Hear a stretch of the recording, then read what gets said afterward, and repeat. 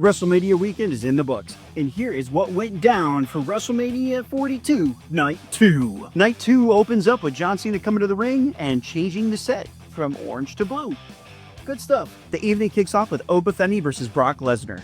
Now, they started off the match kind of weird. They hit the collar elbow tie-up, kind of testing their strength, and then Brock Lesnar gets an advantage, and then quickly Obafemi overpowers Brock Lesnar. He hits him, he trucks him, and then Brock Lesnar starts hitting the German suplexes. He hits a couple Germans, but Obafemi's not phased. He hits an F5. Obafemi's not phased. Hits a choke slam onto Brock Lesnar, and then he hits the fall from grace for the 1, 2, 3, and wins in his WrestleMania debut against Brock Lesnar.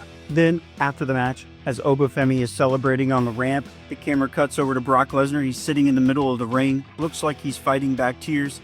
Takes his gloves off.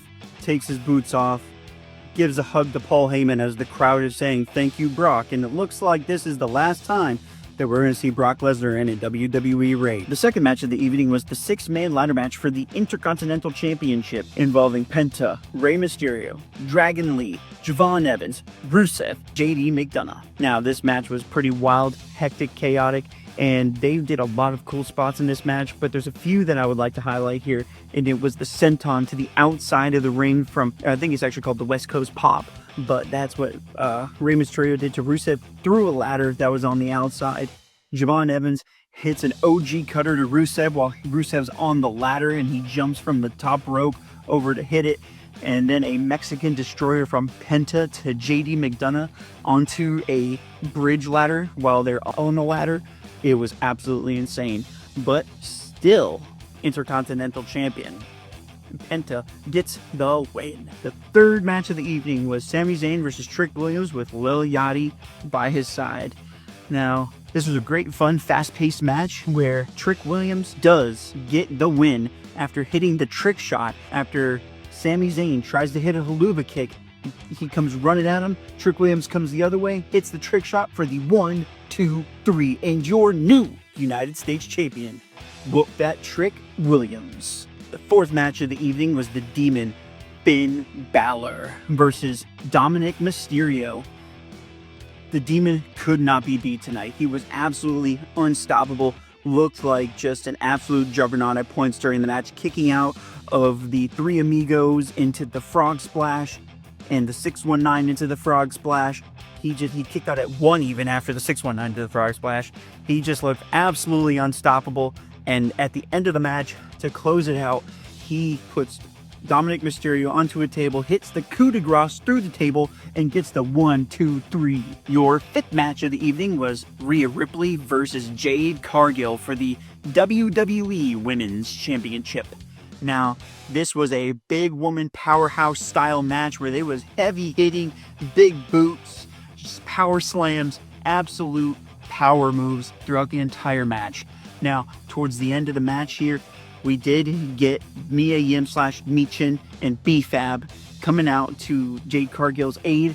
They were a distraction. They did beat up on Rhea a little bit, and she got taken out for a minute. But what happened was Io Sky's music hits. She comes running down to help Rhea out, and she kind of takes out B-Fab and Michin with a moonsault from the ropes onto the outside. And as Io Sky is doing the moonsault, Jade Cargill comes in with the big boot, misses. Rhea Ripley takes advantage of that distraction, tries to hit a riptide.